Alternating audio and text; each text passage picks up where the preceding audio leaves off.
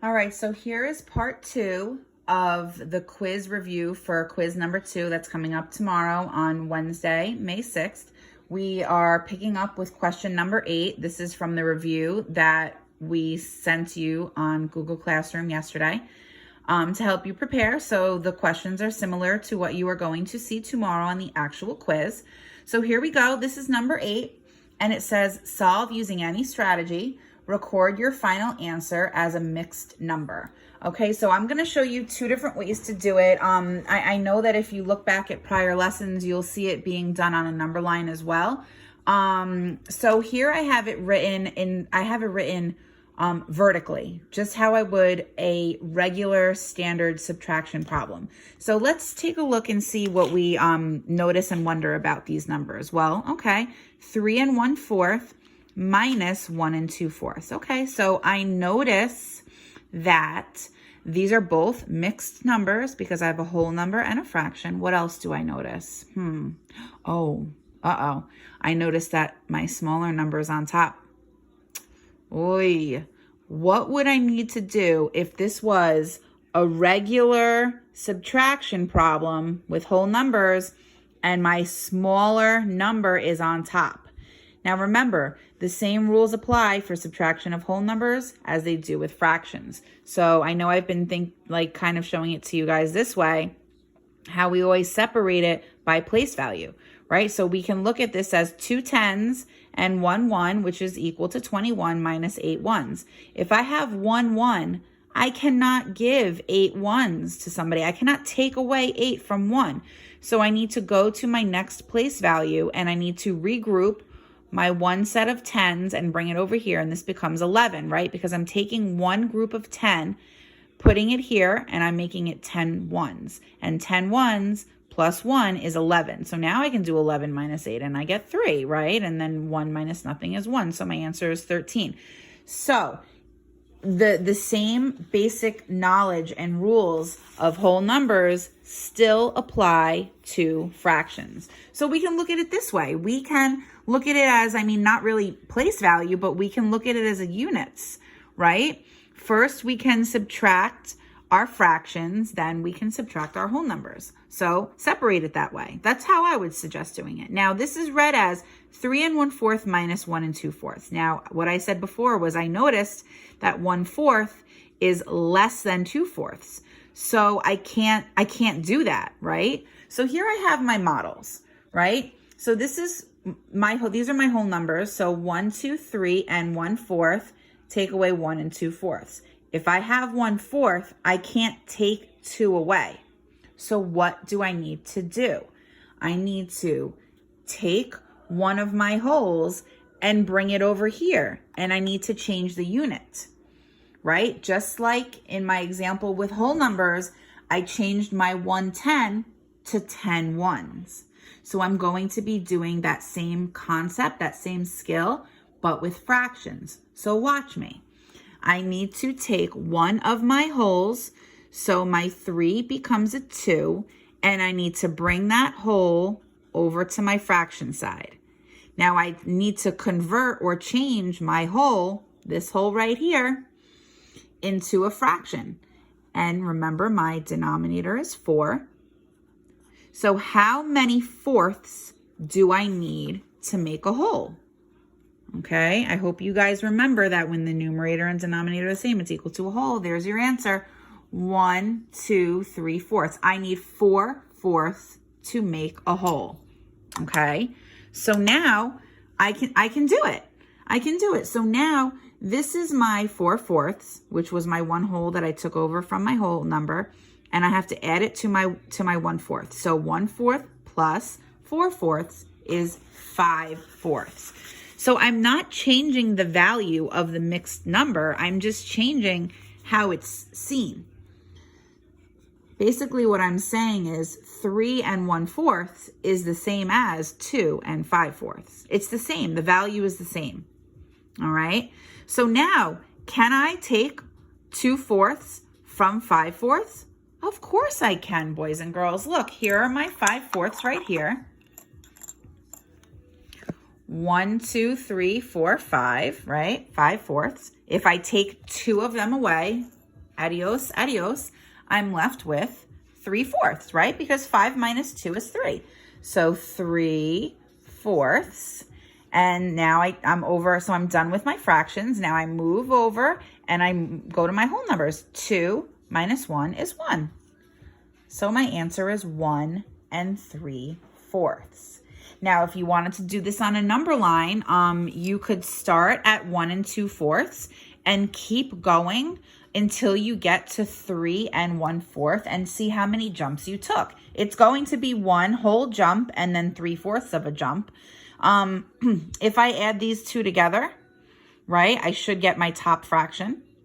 So if I add 1 2/4 plus 1 3/4, right, because remember, my opposite operation of subtraction is addition. So 2 plus 3 is 5, and my denominator stays the same, and now I add my whole numbers.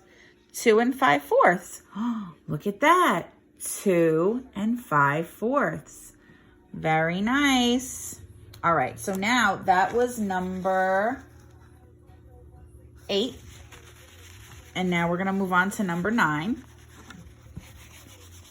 Number 9 says, solve using any strategy. Record your final answer as a mixed number. We have 5 3/6 minus 5/6. All right. So now what I'm thinking is I'm going to try to show you guys this on a number line. All right. So I'm going to start. I'm going to show you like a quick example here, just like this. So let's say if I want to do this on a number line, right? I'm going to start at 3 and I'm going to end at 8. And I'm going to increase by 1 until I get to 8, right? So watch what I do. 3, 4, 5, 6, 7, 8. Now I need to count my jumps. 1, 2, 3, 4, 5. So my answer is 5, right? The difference between 3 and 8 on a number line is 5.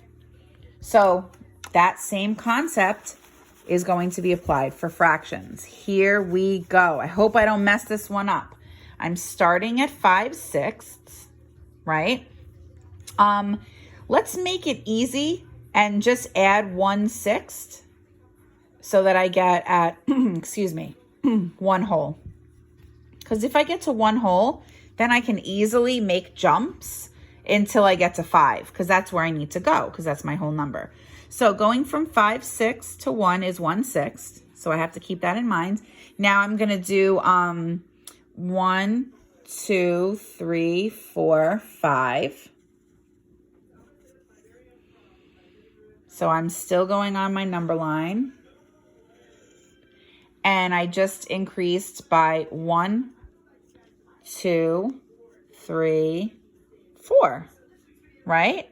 So I took my smaller number and I added 1/6 to it to make 6/6. 6/6 is equal to 1. Then I took 1, 2, 3, 4 jumps to get to 5. And now I need to get to 3/6. So I can just, add it on 3/6.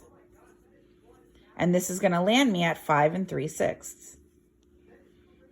So now I need to count and add up all the jumps that I made. So let's add the fractions first. So 1/6 plus 3/6 is 4/6, right? And my whole number is 1, 2, 3, 4. So my answer is 4 4/6. Now, if I want to check my work, I can add 5/6 to that. And I'm going to come up with 9/6. I'm sort of running out of room, so let me move it up. I'm sorry. So we said that was 4 4/6 was how we did it on the number line. And then we add the 5/6 to it. And we should be getting this left over. This should be what we get, right? So 4 plus 5 is 9. and my denominator stays the same. And 4 plus nothing is 4. Wait a second. 4 and 9/6 doesn't look the same as 5 and 3/6. That's because this is a fraction greater than 1. So I'm going to do my little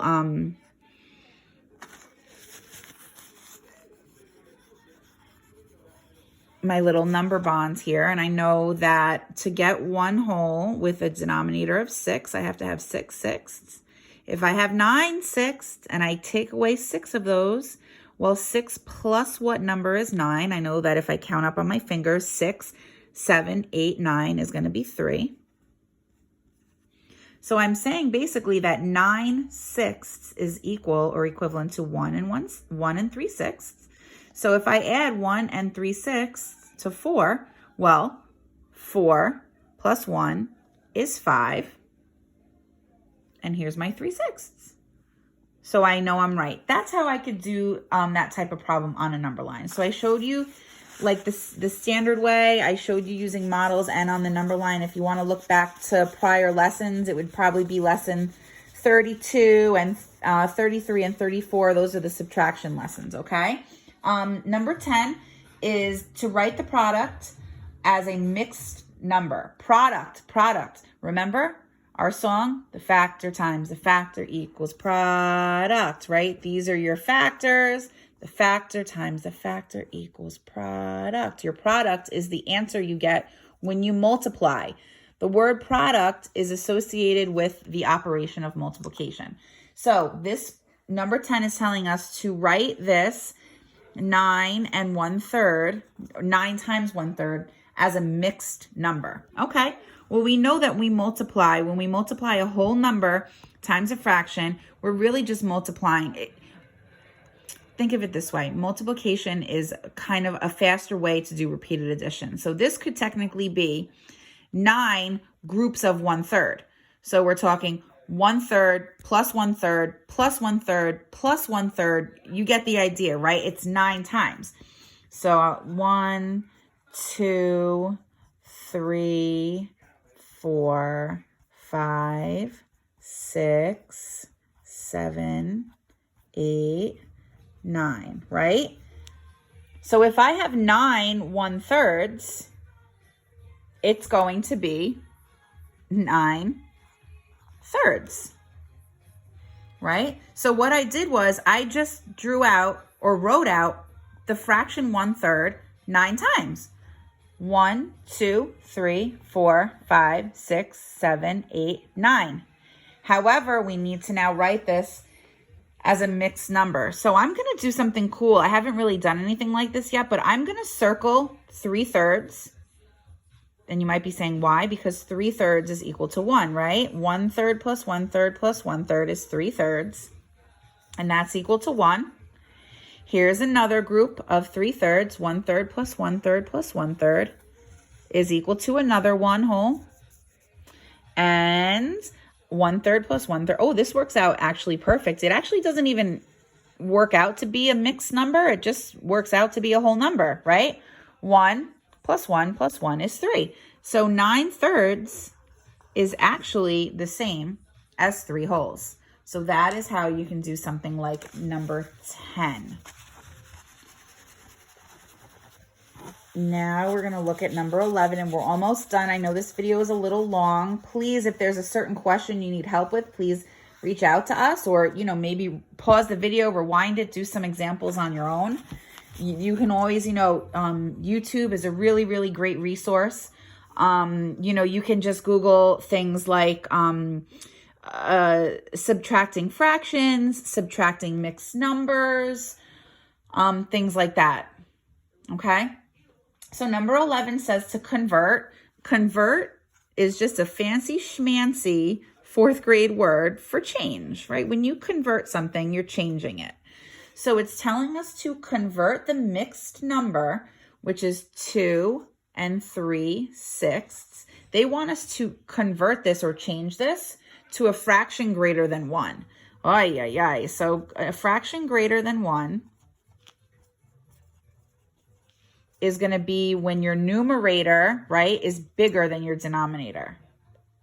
We also call this an improper fraction, or that's what we used to call it. We don't really call it that way anymore, but we don't really call it that anymore, but we do, but we don't. So a fraction greater than 1 is also called an improper fraction, and some examples are like this: 10/3 and 9/4, okay?